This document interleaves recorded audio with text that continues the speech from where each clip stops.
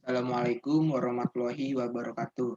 Kami dari kelas 11 MIPA 1 yang beranggota Ya, saya Ahmad Fauzan, absen 2. Saya Alvin Rahman Fauzan, absen 6. saya Azhar Nur Rasid, absen 14. Saya Kevin Juliano, absen 23.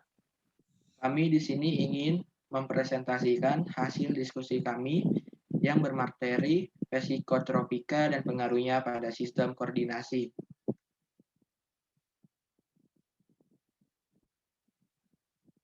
Pendahuluan. Pasti banyak yang sudah mengetahui obat-obatan psikotropika seperti nabza. Berita penyalahgunaan obat-obatan terlarang pun sudah banyak diketahui. Namun, walaupun sudah banyak berita tentang dampak nabza, masih banyak orang-orang yang menyalahgunakan obat-obatan terlarang tersebut.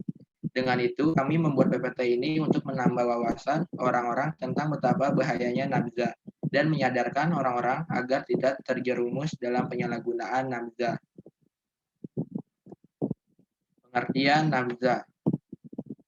Nabza adalah singkatan dari narkotika, psikotropika, dan zat adiktif. Nabza merupakan zat atau obat baik yang bersifat alamiah, sintetis maupun semi-sintetis, yang menimbulkan efek penurunan kesadaran, halusinasi, serta daya rangsang.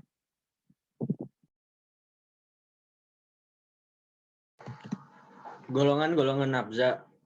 Stimulan. Stimulan merupakan golongan nabza yang merangsang fungsi tubuh dan meningkatkan gairah kerja. Pada golongan ini membuat pengguna menjadi aktif, segar, dan bersemangat. Contohnya yaitu amfetamin, sabu, ekstasi, dan kokain. Depresan. Depresan merupakan jenis nabza yang menyebabkan mengurangi aktivitas fungsional tubuh, sehingga membuat penggunanya menjadi tenang dan membuat tertidur. Bahkan bias tak sadarkan diri. Contohnya yaitu opioida, morfin, heroin, dan kodein, sedatif, penenang, hipnotik, obat tidur, dan tranquilizer anti cemas. Halusinogen. Halusinogen adalah golongan nabza yang membuat penggunanya berhalusinasi yang bersifat merubah perasaan dan pikiran sehingga perasaan dapat terganggu. Contoh ganja, asam lisergat, dietilamida, LSD, magic mushroom, peyote, dan meskalin. Golongan nabza berdasarkan sifat pengaruhnya terhadap pemakai. Stimulan sifatnya merangsang sistem saraf pusat (CNS), depresan sifatnya menghambat sistem saraf pusat (CNS), halusinogen sifatnya mengganggu sistem saraf pusat (CNS). Jenis nabza berdasarkan cara pakai, bentuk, dan bahan, dan pengertian penyalahgunaan nabza.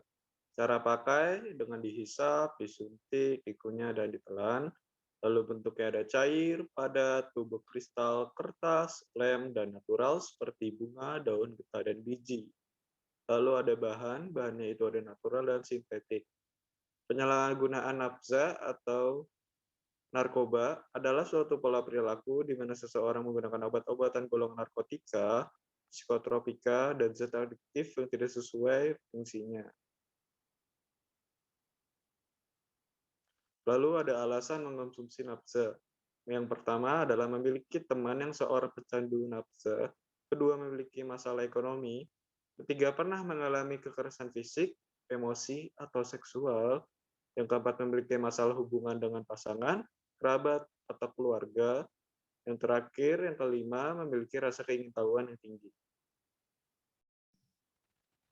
Kiat-kiat menghindari penyalahgunaan nabza. Yang pertama, jangan pernah untuk menggunakan narkoba. Yang kedua, mengetahui berbagai dampak negatif dan bahaya penggunaan narkoba. Yang ketiga, memilih pergaulan yang baik dan menghindari pergaulan yang dapat menjerumuskan kita pada penyalahgunaan narkoba atau nabza. 4. Mengikuti kegiatan yang bersifat positif seperti berolahraga ataupun mengikuti kegiatan organisasi yang memberikan pengaruh positif kepada kita. Yang kelima, selalu mengingatkan bahwa pengguna narkoba dan pengedar narkoba memiliki aturan hukum yang dapat menjerat pengguna maupun pengedar narkoba. Yang keenam, menjalin hubungan interpersonal yang baik dengan pasangan maupun dengan anak-anak akan memungkinkan kita melihat gejala awal penyalahgunaan narkoba pada anak-anak.